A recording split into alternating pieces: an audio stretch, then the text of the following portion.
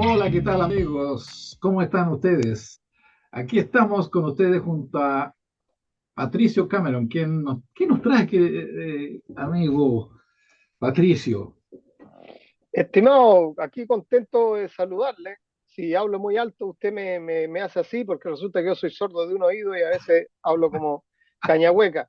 Y saludo a todos a los amigos que nos están viendo en esta instancia multifacética y contento de conversar. Hoy día quería hablar con usted y con todos ustedes acerca de un genial escritor de ciencia ficción, ¿Quién es? Isaac Asimov. Ajá, qué interesante. Así que Cuéntanos, empezamos. Ya, mire. cuéntanos. En el año 1920, 400 kilómetros al sur de la capital de una nación muy grande llamada Rusia, a 400 kilómetros suroeste de Moscú, había un pequeño poblado en donde 16 recién nacidos estaban muy enfermos de neumonía. Desgraciadamente, murieron todos esos pequeños bebés, excepto uno que se llamaba Isaac Yudovich Asimov. 3 años después de este terrible suceso, la familia del pequeño Isaac emigró a los Estados Unidos, a un barrio de emigrantes de la ciudad de Nueva York que se llamaba Brooklyn.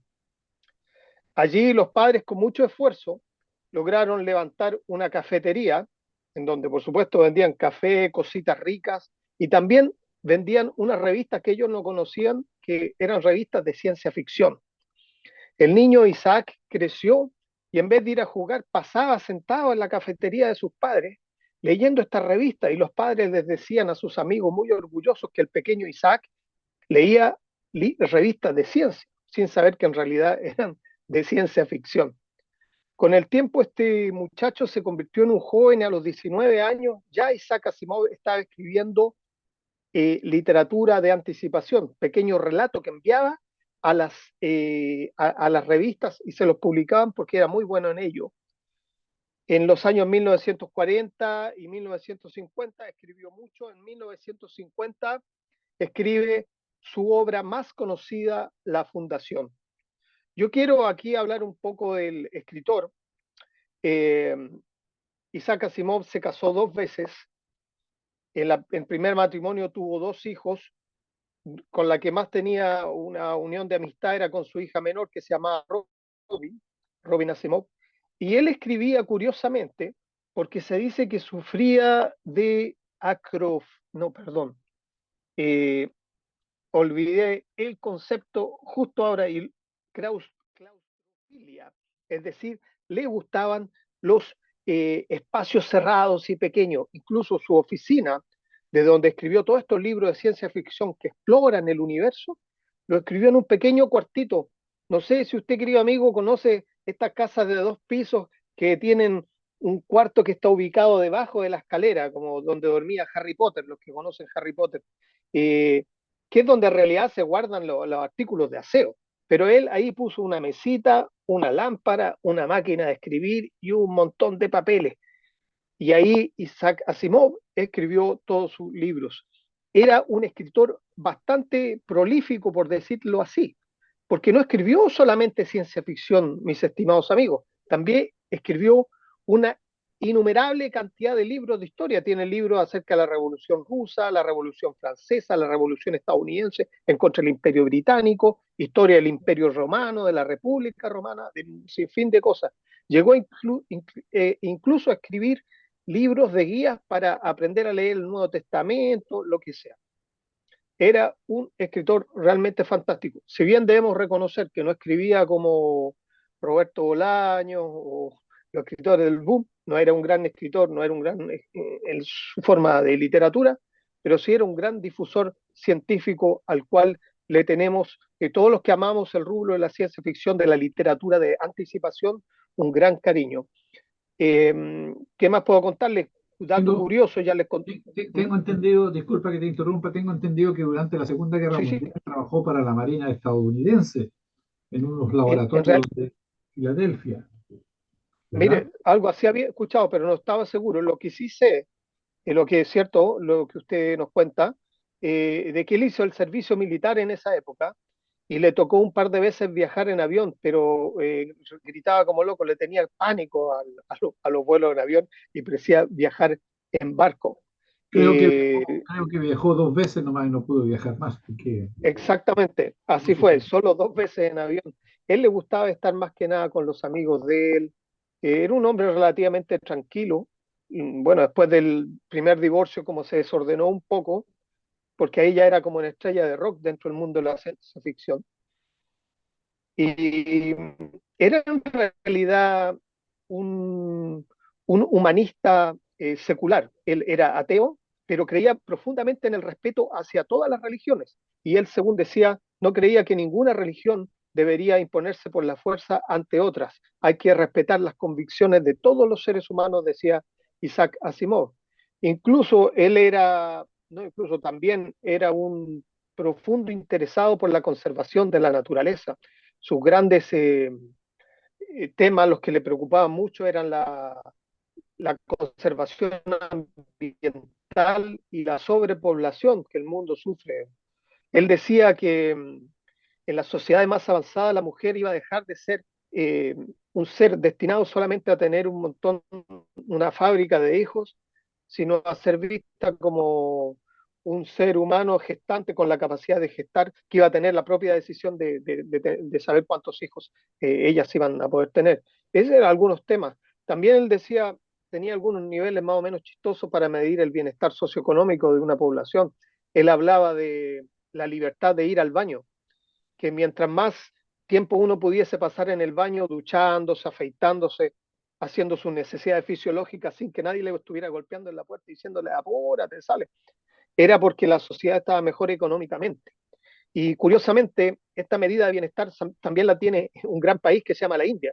En la India, por ejemplo, se mide el bienestar económico a través de la cantidad de baños que hay en la casa. La gente muy pobre no tiene baño en la casa. La gente que está un poco mejor tiene uno, la clase media adinerada tiene dos y los ricos tienen tres. Así que Asimov no estaba muy lejos con esta medida. Eso eran algunos datos que yo quería comentarle acerca de Asimov, un gran hombre que desgraciadamente perdimos a la edad de 70 años más o menos, porque resulta que en el año 1983 ocurre una verdadera tragedia en su vida. Él enferma, lo operan del corazón en el hospital, pero por una negligencia médica es contagiado con sangre que tenía el virus del HIV, que era mortal en esa época, y él enfermó de SIDA, muriendo en el año 1992, una verdadera pena que no pudo haber llegado hasta el año 2000. Él anticipó cosas fundamentales en el día de hoy, como lo son la inteligencia artificial, anticipó el uso de la Internet y el uso de la Big Data, es decir, las grandes acumulaciones de información y datos que podían ayudar a predecir de cierta manera la conducta de los individuos. Eso es más o menos un resumen de Isaac Asimov. Si bien es cierto, la obra de Isaac Asimov, bueno, escribió más de 500 títulos publicados, lo que tengo entendido yo. Eh, lo otro es que su estilo, la imaginación literaria y el mundo tecnológico y científico es muy interesante en ese entonces. Ahora, con respecto a su muerte, podríamos conversar después, comentar un poco más, porque en ese tiempo había mucho esto de morir del SIDA y todo, y fue una situación que podemos tocar un poquito más adelante. Esto fue en Estados Unidos. Pero cuéntanos, Sí, qué es lo que dentro de toda su imaginación literaria y en el mundo tecnológico y científico que tenía en sus obras, Isaac, ¿Qué es lo que más te llama la atención al respecto? A mí lo que me llama la atención más de él es el asunto de la robótica.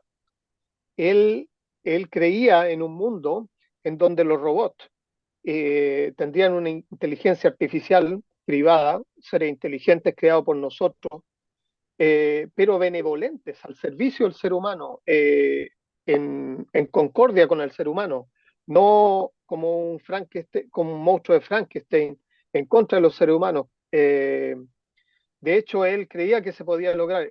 Asimov escribió las tres famosas leyes de la robótica, que si me permite se las puedo leer rápidamente, eh, que son más conocidas que el mismo Asimov. Las tres leyes de la robótica son: un robot no puede dañar a un ser humano o por su inacción dejar que resulte dañado. Segunda ley: un robot debe obedecer las órdenes dadas por los seres humanos, excepto cuando entra en contradicción con la que antes nombré, la primera. Y tercero, un robot debe proteger su propia existencia siempre que esto no esté en discordia con la primera ley. Esas son las leyes que se ocupan en mucho, se habla mucho en el mundo de la tecnología. Yo quisiera hablar cortito acerca de su obra magna, La Fundación. Eh, bueno, el mundo de la Fundación es una saga. Los seres humanos ya han dejado atrás a los robots, ya se ven en esta obra la inteligencia artificial por una forma bastante discreta. La Fundación se lleva a cabo en un imperio galáctico, ya no existe la democracia, hay un rey que controla millares de mundos. Los seres humanos han conquistado la galaxia y hay un científico que se llama Harry Seldon, Harry con H y el apellido Seldon, que juntando una gran cantidad de datos, una gran cantidad de información, una gran cantidad de matemática en sus supercomputadores, crea una ciencia que se llama la psicohistoria. Y esta psicohistoria le permite de alguna manera dilucidar lo que va a ocurrir en el futuro y en el futuro inmediato. Y de esta forma, Harry Seldon se da cuenta que este fantástico y grandioso imperio galáctico está a punto de venirse abajo en cualquier momento. Asunto que lo mete en problema el científico Harry Seldon y tiene que andar medio fondeado. Eh, para que esta decadencia del imperio no dure 30.000 años, según los cálculos del científico, sino se reduzca a solo 1.000 años de decadencia, él decide agrupar a las mentes más lúcidas del universo, a los científicos, a los historiadores, artistas, a todo el mundo lúcido, y lo envía a dos planetas distantes el uno del otro, a dos extremos de la galaxia. Y cada uno de estos planetas o cada una de estas asociaciones de sabios se llama la Fundación. Está la Fundación 1, que está en el extremo de la galaxia, y la segunda fundación, que está escondida en otro lugar, nadie sabe dónde, yo sé, pero no les voy a contar para que lean el libro. Y con esto intenta reducir a 1.000 años la decadencia del imperio. Y ahí empieza la aventura. Esto sucede en el planeta central del imperio que se llama Trantor, que es un planeta de 40.000 millones de personas totalmente cubierto de metal, en donde los que allí habitan son como la municipalidad de todo el imperio, que para alimentar a ese planeta Trantor se necesitan 40 planetas agropecuarios. Más o menos esa es la historia de la fundación. Yo se la recomiendo de todo corazón, no solo a todos los que gustan de la ciencia ficción, sino a todas las personas. Se dice que Asimov para sus obras se basó mucho en la historia, porque como les conté, era un profesor, bueno, un eminente historiador, se basó mucho en la historia del Imperio Romano, dicen. Eh, Eso es. Eh, Hablé bien rápido, quería concentrar todo en un pequeño núcleo. Tranquilo, tranquilo. Bueno, con respecto a su enfermedad y muerte en sí, él sufrió un ataque cardíaco. Le hicieron una operación y ahí hubo le pusieron sangre contaminada con el SIDA. Esto se ocultó muchísimo, inclusive comprometieron hasta la familia que no dijeran nada, porque en ese entonces era el que tenía SIDA y era una cosa muy, digamos, la moral en ese entonces con respecto a eso era bastante crítica realmente no lo entiendo. Pero después que mueren todos los médicos que lo asistieron, uno de los familiares hizo la declaración de que había muerto de esa, por la transfusión de sangre que le habían hecho. Eh, Así hubieron otras muertes también, producto de otras muertes también parecía que hubieron en ese entonces. Ahora, con respecto digamos, a su posición intelectual como tal, ya tú lo decías, de alguna manera es humanista y un racionalista. Eh, Exactamente. no se oponía, tú lo decías, a las convicciones religiosas genuinas de los demás en ningún momento. Pero se enfrentó a las supersticiones y a las ciencias infundadas en ese entonces. Eh, Sí. Desde el punto de Eh, vista político, progresista, ¿qué podrías decir tú? Creo que participaba en el Partido Demócrata de los Estados Unidos, me parece. sí, al parecer era de corriente más o menos socialdemócrata. Como dice usted, participaba en el Partido Demócrata y esas eran sus convicciones políticas. Mm, Pero ante todo era un humanista, un racionalista, un hombre muy respetuoso, un hombre de paz. Él solía decir que la violencia era el último recurso del imbécil. Era uno de interesante, esos. Di- interesante, interesante. En realidad era un buen tipo, muy caballero también. Claro. Eh, Se casó dos veces. La hija de él se llama Robin y ella está ayudando a producir la fundación en un canal que se llama Apple TV. Yo vi, pero no me gustó mucho porque usted sabe, yo un poco purista con los libros y hay cosas del libro que no se pusieron en la serie, pero bueno, cosas de la gente de ese mundo. Claro. Yo Sí, continúa nomás. quisiera, no sé, contarle un poco que este anhelo por crear robots es muy antiguo, no viene de los años 1900 con la ciencia ficción de la Belle Époque, de estos dibujitos de los años 20 con fábricas donde hacen bebés o de bicicletas que vuelan, sino la idea de crear robots. Es muy antigua, viene, no me va a creer usted, de la antigua Grecia. Eh, los griegos tenían la leyenda de un ser metálico de bronce que por dentro vivía de acuerdo a la fuerza del agua y del fuego, yo me imagino que la energía vapor, y que tenía una vena que lo cruzaba desde el cuello hasta el talón. Curiosamente, su lado débil era el talón. El robot se llamaba Talos y defendía la isla de Creta de los bárbaros, que decían ellos, y era una leyenda. Y después también tenemos otro caso en la Edad Media. Tenemos un científico musulmán que predijo, o bueno, que trabajó con autómatas impulsados por la fuerza del agua, la fuerza hidráulica, y estos autómatas tocaban música. Yo le estoy hablando del año 1200, y era un imperio turcomano en la actual Turquía, o algunos lo llaman la Alta Mesopotamia. Eh, o sea, el asunto es bastante antiguo. Aquel científico se llamaba Ismael al-Yazari y en el año 1206 escribió el libro del conocimiento de los dispositivos mecánicos ingeniosos. Fue un científico. Yo el otro día me metí a buscar información acerca de Al-Yazari y vi que había una pelea ahí en el foro entre cristianos y musulmanes, que quién era el primero en el asunto de los robots, un asunto que me parece bastante infantil, porque yo creo que en el mundo todas las civilizaciones han cooperado para llegar al nivel en que estamos. Todos han puesto su grano de arena. No hay que olvidar a los chinos, no hay que olvidar a los hindúes, a los mayas que ya tenían el número cero, y no hay que olvidar a los filósofos judíos que trabajaban también en las grandes escuelas de los imperios árabes. Es decir, ese es el conocimiento del conocimiento del ser humano. O sea, es decir, que ya con lo que tú dices, hace mucho tiempo que o sea, esto ya nos vamos acercando a otro periodo interesante que a lo mejor a lo mejor es un tema más adelante con respecto a la inteligencia artificial, digamos.